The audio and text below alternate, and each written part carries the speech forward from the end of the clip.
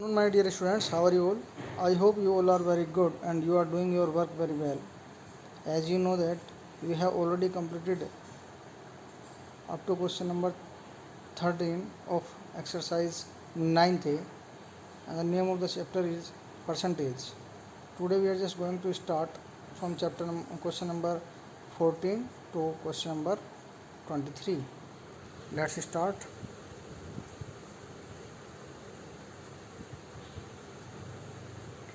Question number 14 is A's income is 20% less than that of B's. By what percent is B's income more than A's?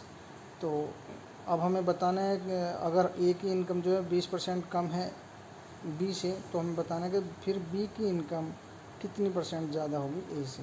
तो हम late कर लेंगे B की income is 100. तो B की income को हमने लेट कर लिया 100 है. अब 100 है तो ए की इनकम क्योंकि 20% कम है तो उसकी कितनी इनकम होगी, 80 इनकम हो जाएगी उसकी. अब therefore B's income is more than A's income by, अब कितनी ज़्यादा होगी बी की इनकम, तो ये आप हमेशा ध्यान रखेंगे. तो आपको यूज करना है 100 माइनस 80 अपॉन 80 इंटू 100%. अब इस तरह का अगर आपका कोई भी क्वेश्चन आपको मिलता है तो आप कैसे फाइंड आउट करेंगे. तो जिसकी भी इनकम पूछी जाती है कि वो कितना ज़्यादा है, जिसकी भी इनकम में पूछी जाती है कितनी परसेंट ज़्यादा है, तो उसकी इनकम में से, यानी कि इसकी इनकम है 100 में से दूसरे सेकंड वाले की इनकम जो भी कुछ दिया होगा पर इनकम वो माइनस कर देनी है, और जिसको आप माइनस करेंगे उसी से आपको डिवाइड करनी है और मल्टीप्लाई 100%. कैलकुलेट कर लेंगे 25% आ जाता है. Now question number 15. The price of petrol goes up by 10%. By how much percent must a motorist reduce the consumption of petrol so that the expenditure on it remains unchanged. तो इसमें बताया गया है कि अगर पेट्रोल के जो price हैं वो 10% बढ़ जाते हैं तो वो अपना जो कोई मोटरसाइकिलिस्ट है वो कितना कंजप्शन करे कि उसका इफ़ेक्ट उसके ऊपर ना पड़े, क्योंकि पेट्रोल की कीमत बढ़ गई तो उसका इफ़ेक्ट उसके ऊपर ना पड़े, कितना कंजप्शन करेगा. तो let the original price of petrol भी लेट 100. तो इस तरह के क्वेश्चन में हमेशा 100 ही लेट कर लेते हैं. तो 100 है ओरिजिनल, और इंक्रीज करने के बाद 10% इंक्रीज करने के बाद आपका आ जाता है 100 प्लस 10% ऑफ 100 यानी कि 110. आप सिंपली भी आपको पता है, उस कैलकुलेशन दिखाने की बात है, लेकिन आपको पता है 100 का 10% 10 होता है, 100 प्लस 10 100 110. अब उसने कहा है कितने परसेंट वो रिड्यूस करेगा कि कोई इफ़ेक्ट ना पड़े उससे कंजप्शन पर. अब रिडक्शन ऑन ₹110 शुड बी 10. तो रिडक्शन कितना करना पड़ेगा 100, क्योंकि एक अब क्या है 10 ज़्यादा हो गया खर्चा, जो है पेट्रोल का खर्चा जो है 10 रुपीज़ ज़्यादा हो गया. तो कितना रिडक्शन करेगा उसको करना पड़ेगा, उसको 10 का रिडक्शन उसको करना पड़ेगा. तो reduction on rate 1 is equal to 1 रुपये पे कितना करना पड़ेगा 10 ओवर 110. इसलिए 100 रुपीज़ पे कितना करना पड़ेगा 10 ओवर 110 इंटू 100, क्योंकि 100 रुपीज़ पर के लिए ही हमें कंजप्शन फाइंड आउट करना है. अब इसको आप सोल्व कर लेंगे. 9 होल 1/2 1/11 9 होल 1/11%. इसको एक्सपेंडिचर कम करना पड़ेगा ताकि इफ़ेक्ट ना पड़े. Now question number 16. The population of A town increase by 8% annually. किसी गांव की कोई जनसंख्या है जो हर वर्ष जो है 8% बढ़ जाती है. If the present population is 54,000 what is it a year ago. अगर आज की टाइम में 54,000 उसकी पॉपुलेशन है तो एक साल पहले कितनी होगी, एक साल पहले कितनी होगी. एक साल पहले लेट कर लेंगे x होगी, और x प्लस x का 8% of x is equal to 54,000 जैसे क्वेश्चन में दिया गया है. Let discuss. Let the population of 1 year ago be x. After 1 year एक साल पहले x थे तो एक साल के बाद कितनी होगी x plus 8% of x is equal to 54,000. ये दिया हुआ है, कैलकुलेट कर लेंगे. एक्स की वैल्यू निकल जाएगी, एक्स की वैल्यू फाइंड हो जाएगी, एक्स की वैल्यू फाइंड हो जाएगी आपका कितनी 50,000। दैट्स मीन्स कि 1 साल पहले कितनी पॉपुलेशन थी 50,000। Question number 17, the value of A machine डिप्रिशिएट्स every year by 20%। कोई मशीन है उसकी हर साल जो है 20% वैल्यू कम हो जाती है। If the present value of the machine be rate 1,60,000 what was the value last year. क्योंकि हर साल 20% कम हो जाती है, तो आज उसकी 1,60,000 रुपये है, तो 1 साल पहले कितनी होगी। मान लिया 1 साल पहले x होगी, तो x minus 20% of x is equal to 1,60,000। बस सोल्व कर लेंगे।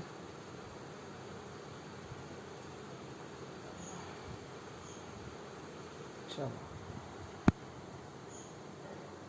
Next question 18, an alloy contain 40% copper, 32% nickel and rest zinc. Find the mass of zinc in 1 kg of the alloy. तो एक एलोय है यानी कि एक मिश्रण है, उसमें क्या दिया आपको 40% कॉपर, 32% निकिल और रेस्ट कितना दे दिया जिंक। रेस्ट जो है वो जिंक दे दिया। दैट्स मीन्स के 40 अगर प्लस 30 आप करते हो 72 और आपका रिमेनिंग बचता है 28, यानी कि 28% क्या हो गया आपका जिंक हो गया। और आपको बताना है 1 kg में जिंक की मात्रा बतानी है। Find the mass of zinc in 1 kg। अब 1 kg का मतलब होता है 1000 किलोग्राम, 1000 ग्राम। अब आपको 1000 ग्राम का कितना निकाल लेना है 28% निकाल लेना है, सिंपल। ये आपको बताया गया है कि सभी एक ये मैंने 28% किस तरह से निकाला गया है। और यहाँ पे 28% ऑफ 1000 ग्राम आपको निकालना है, और ये आपका निकल गया तो 280 ग्राम। आंसर 19 आपको होमवर्क में दिया गया है। Question number 20, gun powder contains 70% nitrate and 10% sulfur. Find the amount of gunpowder which carries 9 kg nitrate. What amount of gunpowder would contain 2.5 kg sulfur? तो आपको बताना है एक गन पाउडर है जिसमें कि 75% नाइट्रेट दिया हुआ है और 10% सल्फर दिया हुआ है। तो आपको बताना है कि 9 kg अगर नाइट्रेट है तो गन पाउडर कितना बनेगा, और अगर 2.5 kg सल्फ़र है तो गन पाउडर कितना बनेगा। तो सबसे पहले हम नाइट्रेट की बात करेंगे, हम x ले लेंगे। तो let amount of gunpowder भी x, और उसमें बताया कि इसमें जो नाइट्रेट की जो परसेंटेज वैल्यूज़ है वो 75% है। तो 75% of x is equal to 9 kg दिया हुआ है क्वेश्चन में। सोल्व करेंगे, x की वैल्यू निकल जाएगी 12 kg। दैट्स मीन्स x की वैल्यू 12 kg आपकी आ जाएगी, यानी कि amount of gun powder will be 12 kg।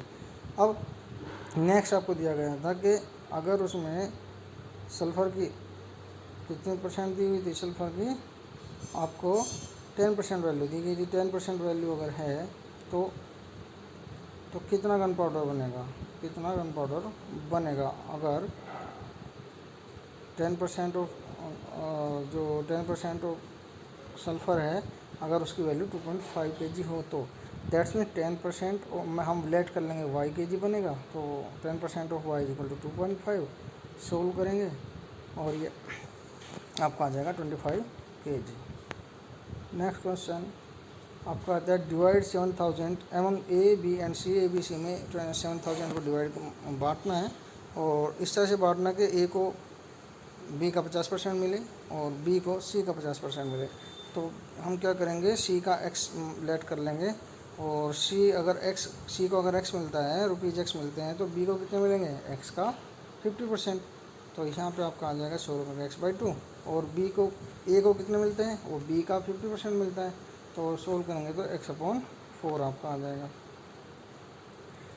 अब तीनों को सम करेंगे तो 7000 होना चाहिए, और आप इसको सोल्व करेंगे तो यहाँ पे आपके x की वैल्यू आपके पास आ जाएगी 4000।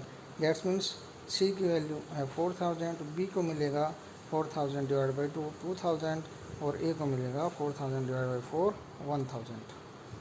Question number 22, find the percent of pure gold in 22 carat gold if 24 carat gold is 100% pure.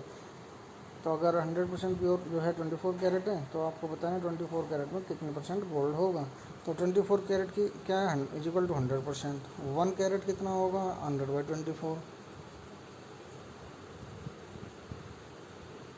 1 carat आपका होगा 100/24। इसके बाद यहाँ पे एक लाइन जो है आपकी मिस हो गई है आपका। अब इसके बाद नेक्स्ट लाइन में आपको बताना था 22 कैरेट कितना होगा। तो 22 कैरेट कितना होगा, 22 कैरेट होगा 100/24 multiply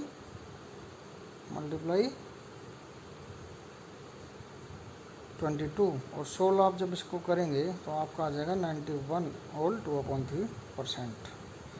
now question number 23, the salary of an officer is increased by 25%, by what percent should the new salary be decrease to restore the original salary. अगर किसी ऑफिसर की सैलरी को 25% इंक्रीज कर देते हैं तो अब हमें बताना है कितने परसेंट उसकी सैलरी को रिड्यूस करेंगे ताकि वो ओरिजिनल सैलरी पर पहुंच जाए। अब हम लेट कर लेंगे कि उसकी ओरिजिनल सैलरी कितनी है, 100 है, और अगर 100 का 25% इंक्रीज होती है तो 100 + 25 दैट्स मीन्स के 125। ये कैलकुलेशन बता दिया किस तरह से करना है, 100 + 25% ऑफ 100।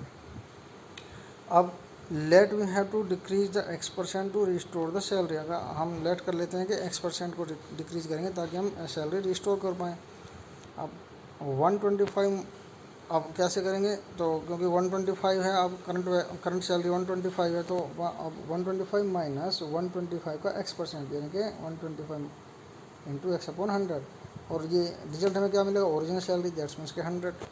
कैलकुलेट कर लें, 125 को 1 ले लेंगे, 1 माइनस x/100 आपका आता है, और यहाँ पर आप इसको जब सोल्व करेंगे तो आपका आ जाएगा 20%। ये कट गया है नीचे की लाइन, तो आप इसको सोल्व कर लेंगे, 20% आपका आंसर आ जाएगा। तो आई होप के सभी क्वेश्चन समझ में आए होंगे, क्लियर होंगे सभी क्वेश्चन। अगर कोई भी डाउट होता है तो आप वीडियो को रिपीट करके देख सकते हैं, और फिर भी अगर कोई डाउट आता है, you have my mobile number and you can ask me. That's all, have a good day.